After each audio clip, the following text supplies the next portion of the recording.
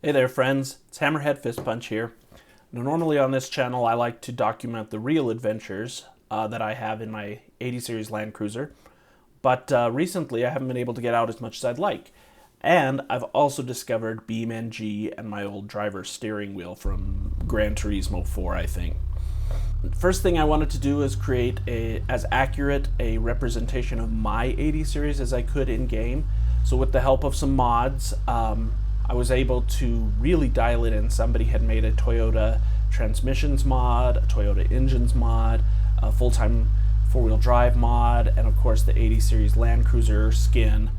I have mine set up pretty much how I would have it set up in real life. So 33-inch tires, 456 gears. I went into the J beams and modified the engine parameters so that they're more accurate. I wouldn't say it's perfect, there's some things that are missing, but it's close. So this is a fairly representative simulation. So the nice thing about Beam is that it allows me to do stuff that you can't actually do in real life, without huge investments. So my curiosity has always been, would a supercharger, turbocharger, be a really good upgrade for me for the light towing that I do and the high elevation? Or would a newer, more modern transmission make more sense? The transmission pack that I downloaded has the modern, it has the Toyota 4-speed, 5-speed, 6-speed, 8-speed, and 10-speed with the correct ratios. And so that's what this test is about. And then, of course, I put on the TRD supercharger and a Stage 1 turbo as a relative comparison. So I picked this map, which is called Beam Mountain. It's a mod because it has really realistic mountain terrain. This trailer is loaded up as to about 3,500 pounds. It's got more frontal area than anything that I pull, but it's pretty accurate as far as the weight. Okay, so let's get going. So first up, the venerable Toyota A343F, also known as the ACEN AW4 in Jeep products. Durable as all get out, awful at eating power, awful for ratios. 2.84 to 1, first gear is terrible first gear. Second gear is 1.53, that's even worse, strictly for the huge jump from first to second. You can see here, I'm way out of the torque band on this hill, and I have to shift way back up, and this is exactly the way it is in real life. If you don't have enough speed for second gear, then you just bog and bog and bog until you can hit first gear and revs back up, and then you do it all over again because you just can't build speed with this huge jump from first to second. So you can see that I don't think I've even gotten to 60 yet. I was timing it. I will put the time it takes to run each of these runs up on the screen, but bear in mind there's some variability as I have to slow down around one corner.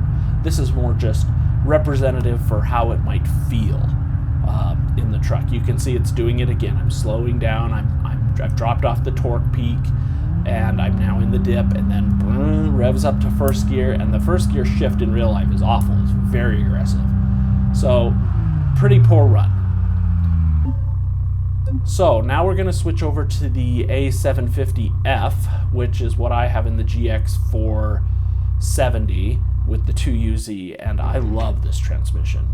It runs a little hot for my taste, but it is so much more efficient internally, and it has so much better gearing. First gear, I think, is 3.5 to 1. I'll put the ratios up, and then it drops down to like a 2.2 second gear, and it's perfect. Look at this, 4,200 RPM, 41 miles an hour. I'm not making the cruiser any more powerful, but it stays where it should. You can see that I'm already 12 miles an hour faster here than I was with the 4-speed. If I had my way, this is the transmission swap that I would do.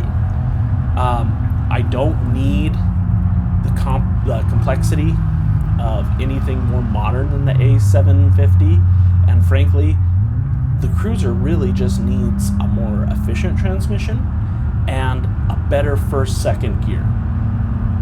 you know, obviously more overdrives helps me on the freeway, and there's another test coming up for that later, but it's not as big a difference as I thought.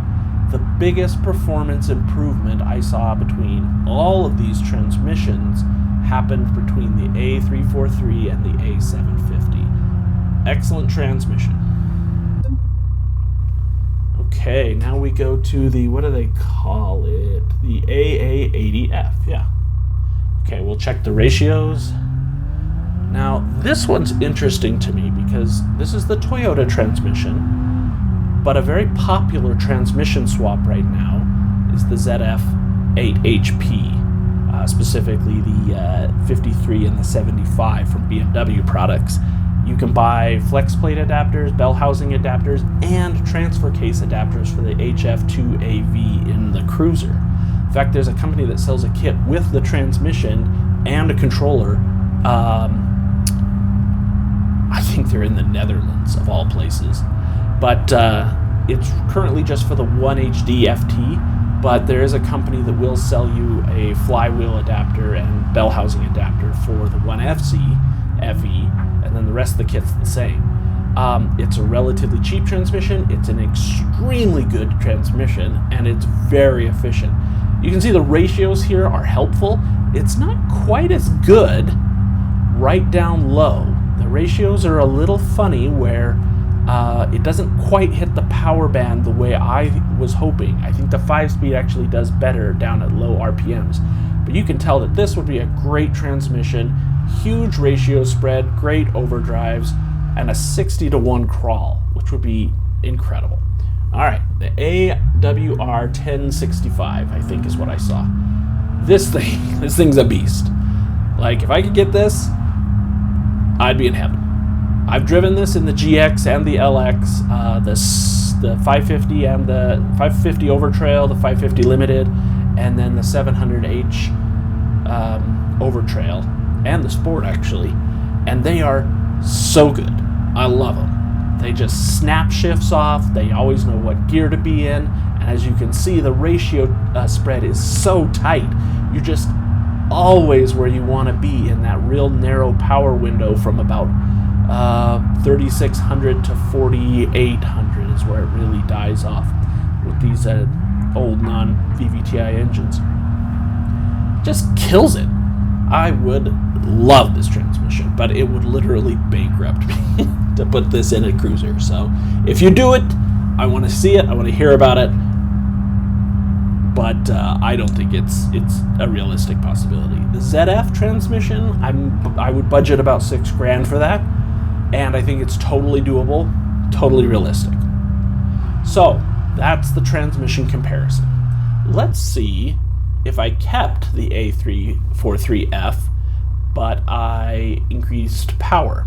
Now, in this game, the TRD supercharger kit is hilariously overpowered for what it is in real life. And I say that as somebody who's closely related to the person who has the prototype TRD supercharger on their 80 series and has had it since new. Literally, it was the development vehicle for this supercharger. He's got tons of miles and experience with the supercharger. It doesn't produce anywhere near this kind of boost. It's mostly a heat engine. It just makes your intake really, really hot and consumes premium fuel. It gives you about 30 to 40 horsepower on top.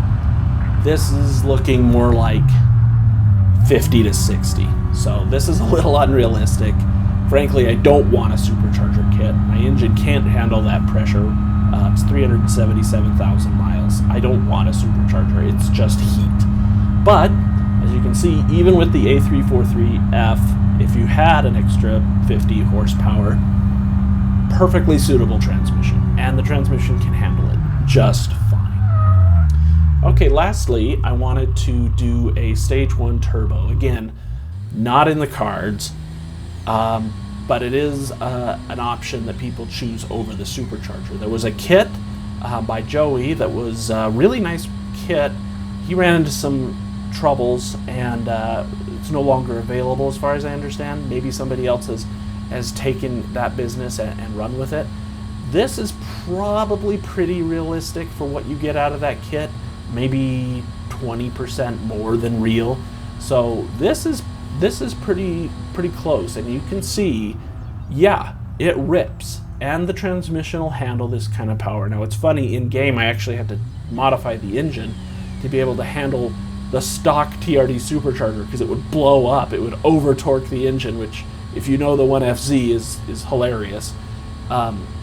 This is an engine that is making 2,000 horsepower in custom configurations, and in stock configurations can handle 500 horsepower, 600 foot-pounds all day long. So that's it. That's the test. Let me know what you guys think.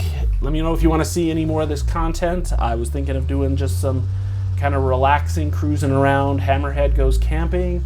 I've got some more cruiser tests. I've got some more off-road builds that I want to do. You know, just some things that I've learned from using the game that makes it a fun distraction for when you can't get out. If you have any questions about specific about this test and transmissions, shoot me a comment. I would love to hear more from you. I make this channel for me, and I always will, but if it blows up and gets success, that's fantastic. It means more time for me to travel and more excuses. So you guys go ahead and like and subscribe and all that other great stuff, so that I don't have to continue to look for a job. Thanks, everyone. We'll see you next time.